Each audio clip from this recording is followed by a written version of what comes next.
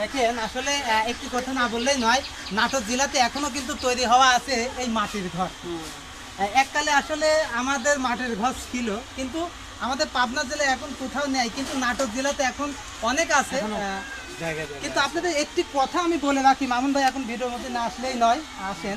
আসলে একটি কথা বলে রাখি দর্শক, যে আমাদের যে কটা প্রতিভাবান শিল্পী তুলে ধরেছি, প্রত্যেকটা মানুষই কিন্তু অসহায় গরিব। তার মাঝখান থেকে আজকে সাদিয়ার বাড়িতে আসলাম, এদের এইটা মনে হয় আগেকার ঘর হয়তো হবে।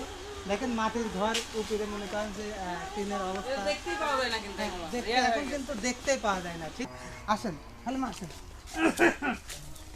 ঘটক বলে কথা, আমি আগে না গেলে ছাতা দিছেন ওইভাবেই না, ঘটকের মতোই না, খালি পানটা খাই না তাই।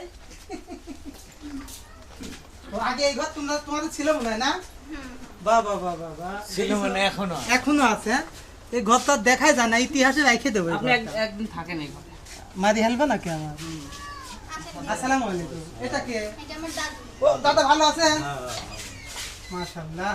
দাদা ভিডিওর মধ্যে দেখা যাচ্ছে, জানতাটা কাটে পারতে না। দাদা গান করে নাকি? দাদা গান গায়? গান গায়? তো দাদার থেকেই তোমার শেখা? বিসমিল্লাহির রহমানির রহিম।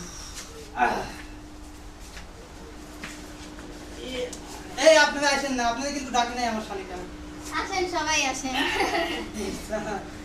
ওদের ডাকলে তো ওদের ডাকি তো মনে হয় তো দুনিয়ার ভেজাল, হয়তো আমার কথা শোনে না। হেনেও ভিডিও কল লাগবে নাকি আপনাদের? কি করতেছেন দেখা লাগবিলা? মানে বিয়ের প্রস্তাব দিতে আসি, এটা তো আপনারা জানেন। যতই জানি প্রমাণ রাখতেছে। দেখ তো লজ্জা পাইলো। আচ্ছা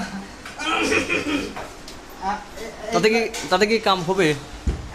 না মানে ঘটক হিসাবে কোনো লাগে। সাদিয়া শোনো, আমরা কিন্তু কোথাও কিছু খাবো না, কিছু হালকা নাস্তা তো করা লাগবে। আমরা খাওয়া দাওয়া করি।